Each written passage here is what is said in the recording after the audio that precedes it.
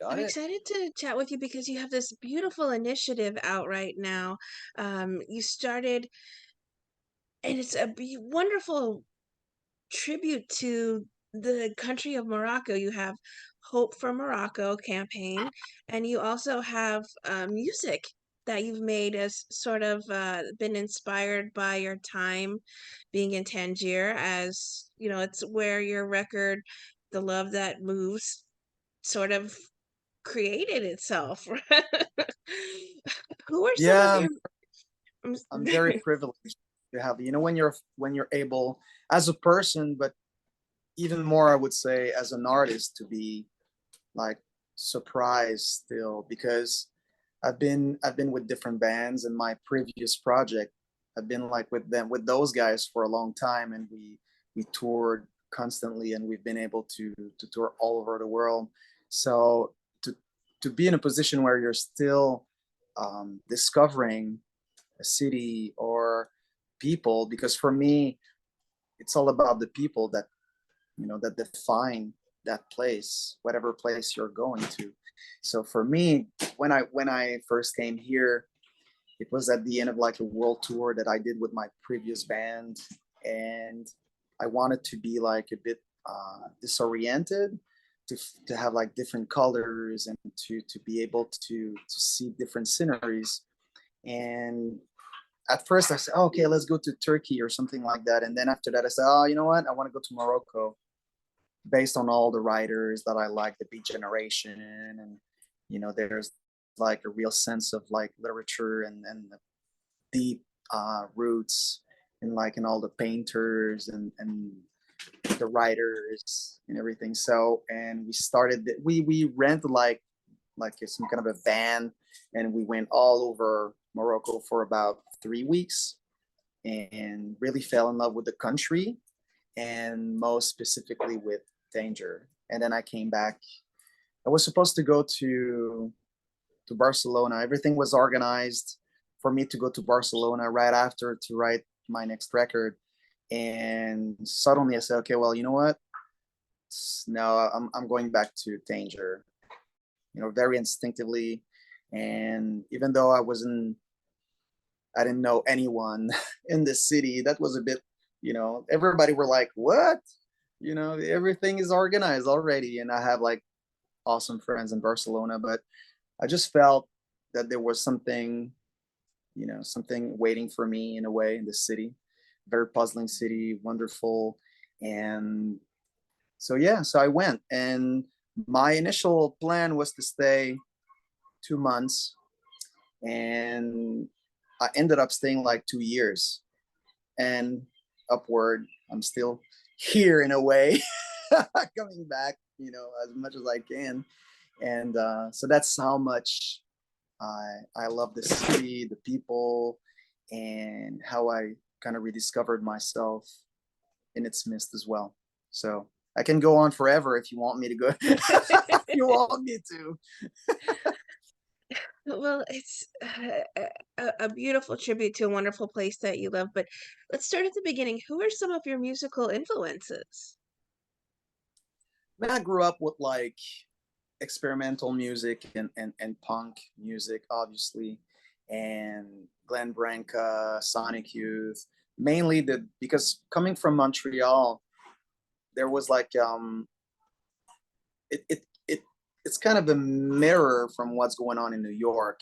And even though it wasn't mainstream music, so I was very, very attracted by that kind of free, um, the freedom those creators had, and that they were creating a current of themselves, rather than just like following others, and they had their own path. And but I guess it really came from my father, who was like, I'm coming from a very humble background, but my parents were very, very um, the way they raised me was really by having me like to sit, listen to music, or read.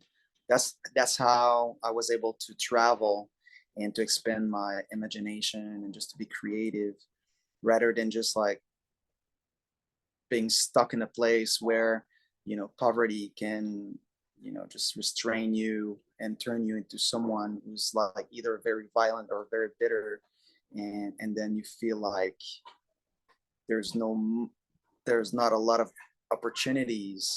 So it really came from my parents. My dad was really into like bands like Black Sabbath, Led Zeppelin, and so he had like a massive collection of vinyls. So that was like some Friday nights, I was like sitting with my father, and he said, "Okay, go and pick like an LP," and we would listen to music. And Saturday morning was like rock and roll and dancing in our tiny apartments we were staying at the time with my mother. So it was like Chuck Berry and Elvis and Jerry Lee Lewis, and really my mother was really into like uh, African American uh, rock and roll guys, and so it was like dancing morning. So for me, it was just like it's they really protected me from the outside world in a way by expanding my all the perspective I had of what the world was through music and art. So that's really where it came from.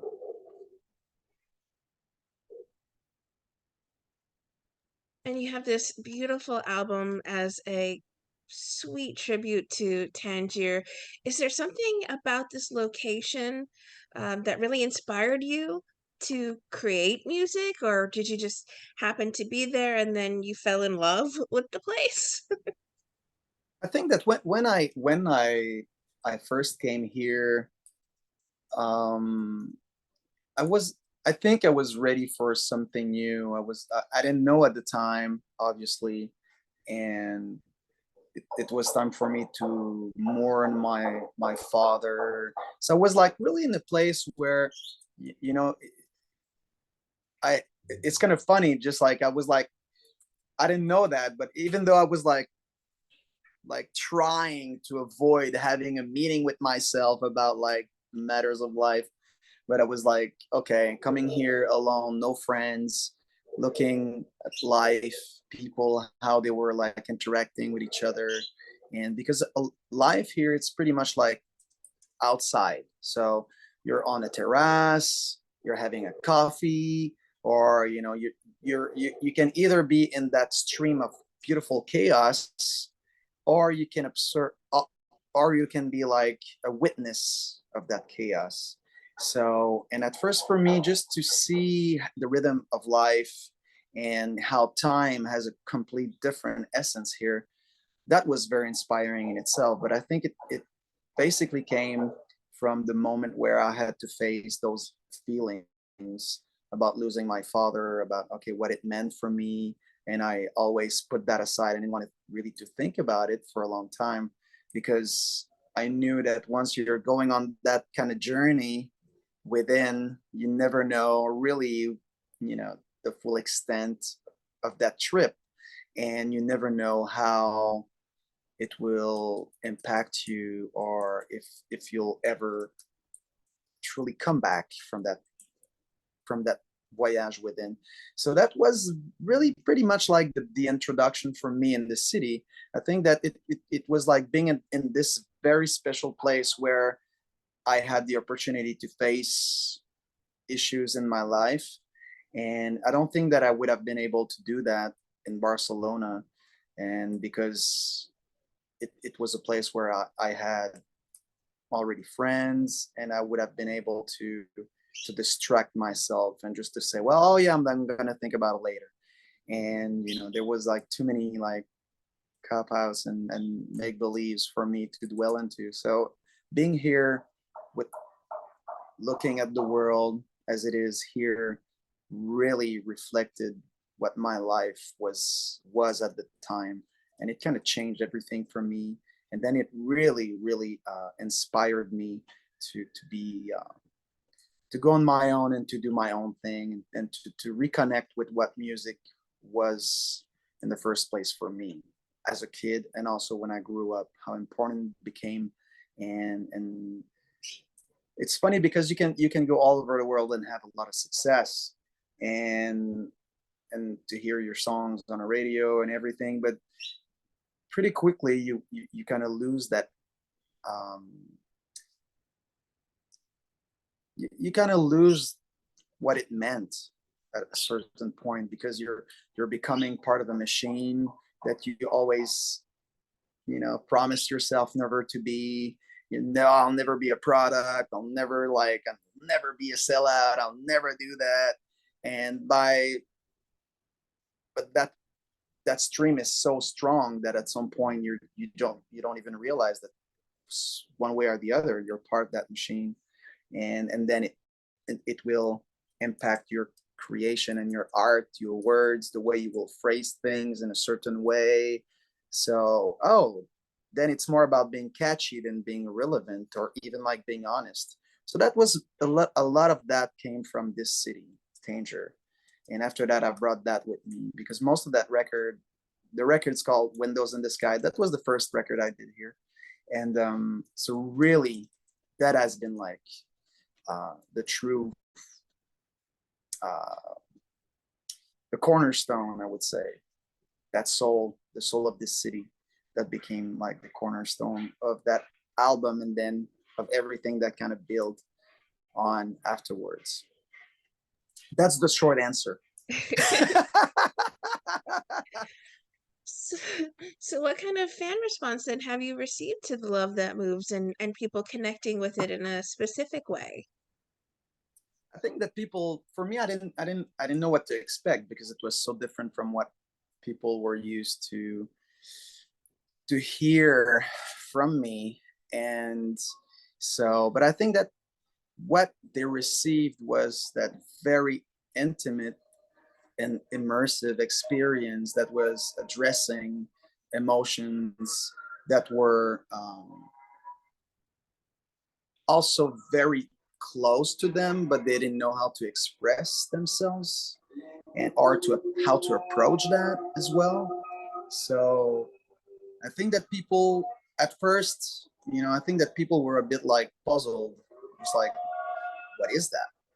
Because it's really not commercial, even though, you know, the album has been like embraced in such a way that it became by successful in terms of the commercial standard.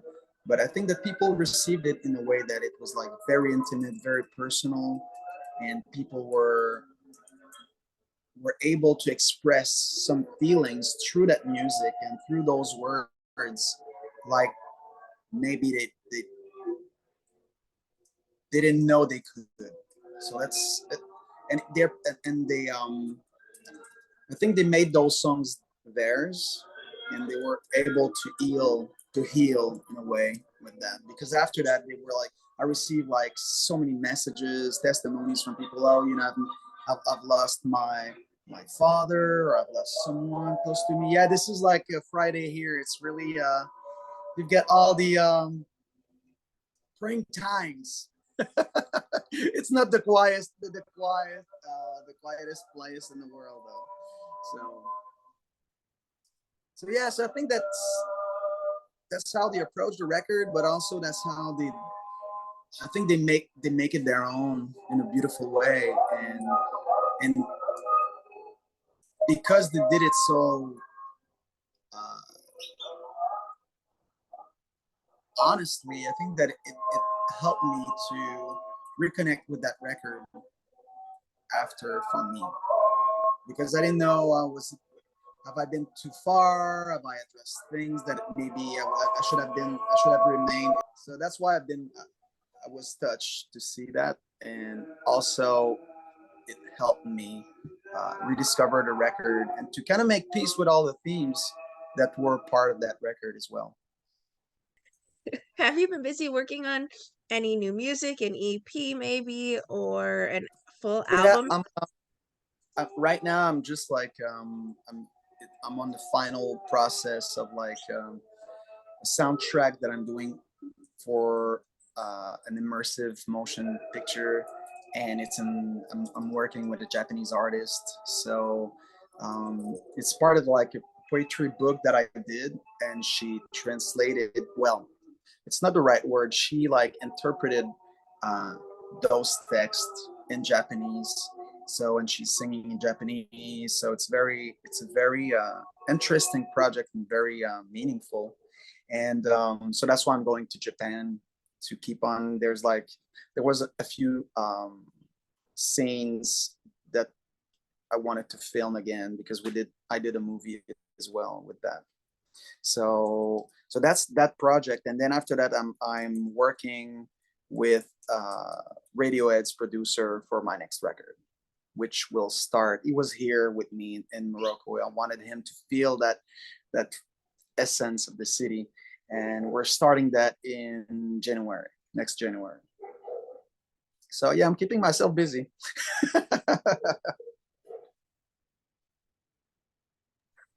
Well, is there someone you would love to collaborate with? Maybe a dream partner you'd love to perform music with in the future?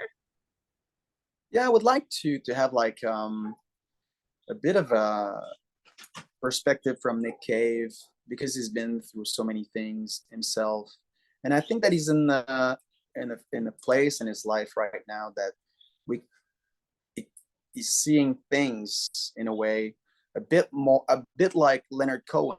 I would have loved to collaborate with Leonard on so many different levels, but I think that Nick is in a place now that he's a bit like embodying what Leonard Cohen um, meant to me, and, and his body of work is like phenomenal. So that he would be like very interesting to work with and to have like conversation with as well. And Michael Gira from Swans, he's like a bit of the dark angel of that same, uh, same themes. He's been through a lot as well. So and he's very spiritual.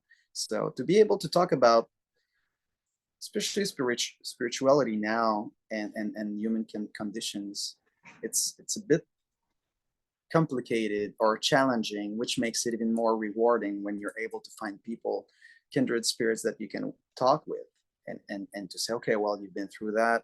So what's your take on this? And just to rediscover um, elements that I might have think were part of absolutes, and then you realize that there's so much more to either to think about or to muse about, and that's really those two guys. I think would be I would it would be very very inspiring for me just to ask questions and just to listen. So Well, what would you like to say then to everyone who are fans and supporters of the beautiful music that you continue to make? I think it's for me. It's always important to tell them to keep on, even though the world seems in disarray. We need to remind ourselves that what makes the world, it's the people around. Where we look at politics, we look at the medias. It's very difficult not to become cynical and hopeless. But I think when you're able to focus on the people around you, starting with family, with friends, but also with neighbors, and you're going in your community, and then they are the true seeds of hope. So when you're able to connect with people and to share, and then you'll see that the world as a different flavor that what you're always being projected to, by just like it's tough, it's difficult, and people are just like when you're always being bombarded like that by information, what's going on in the world, it's tough to say, well, it's hard to believe tomorrow is going to be any brighter, but it's when you're connecting with your community and with the people while being open to differences, and to be like to allow yourself to be surprised by other communities and other members of like maybe the next, just like the neighborhood little like further than yours, and you just say, hey, wait a minute, there's something wonderful there as well. So I think that's when you can reshape your worldview and eventually have a real impact, you know, in the world. Because if you're trying to tackle all the world problems at once, I mean, it might be very funny for a night when you're having a drink with friends, but I don't think you're gonna go like any further, very far.